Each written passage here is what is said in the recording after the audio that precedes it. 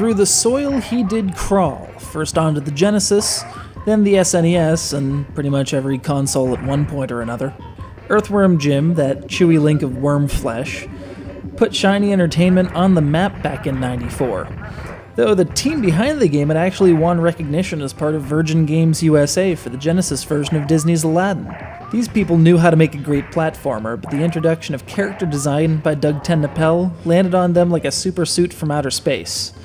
And lo, a star was born. Without breaking in any more lines from the cartoon, let me just try to summarize the plot. Jim's an earthworm, chillin', being wormy and all, when from up out of the sky comes this suit, crashing to Earth, landing on Jim, giving him super strength and whatnot.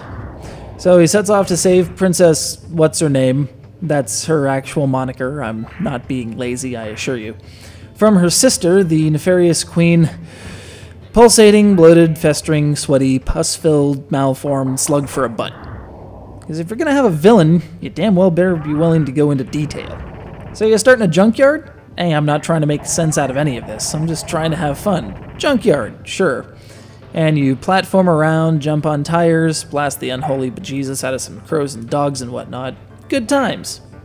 You can fire in 8 directions, you can whip things with your head, or is that your body, and swing around on conspicuously gleaming hooks distributed throughout the levels. Mash the jump button and you can slow your fall by helicoptering your head around. And those are just the base mechanics. I won't get into how one bungee moshes against a sentient booger, or races through an underwater cavern in a weird glass vessel. Seriously, who makes those things out of glass? The entire set design is on the weird end of the spectrum.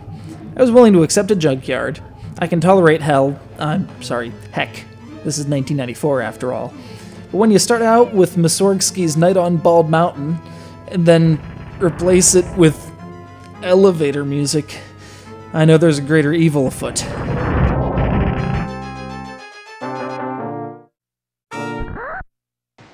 Ow!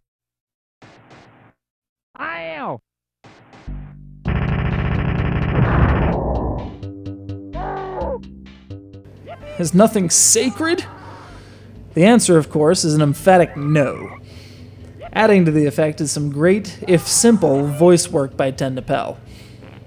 You will never forget that groovy! Earthworm Jim quickly became a phenomenon and was succeeded by a direct sequel, a 3D version for the N64 that we won't really talk about, a cartoon series featuring the vocal talent of Dan Castellaneta, TV's Homer Simpson, and a couple cameo appearances in Clay Fighter 63 1/3 and Battle Arena Toshinden. Unfortunately, as fast as Jim's star rose, it seemed to burn out as quickly. Nowadays, he's relegated to hazy memories, chance sightings in second-hand shops, and the occasional YouTube clip. As I mentioned in the preamble, Earthworm Jim is available for a slew of platforms. The Genesis version, of course, is the gold standard, as the port to the Super NES cut out some of the music and an entire level. There are Game Boy and Game Gear iterations, which are exactly what you'd expect, stripped-down versions for 8-bit architecture. The Sega CD received a special edition with an extra level and more vocal work, which was later ported to the PC. Game Boy Advance and DSi versions filled the gap until last year's release of Earthworm Jim HD on the Xbox Live Arcade and PlayStation Network services. Wii owners don't despair, though you're left out of the HD boat, the Genesis original is available on the Virtual Console. Earthworm Jim might not be the platforming giant it was a decade and a half ago, but regardless, we think he's mighty fine. One might even be inclined to call him a hero for all time. He's certainly gone down in history as one of the most surreal and celebrated video game stars. Hooray for him!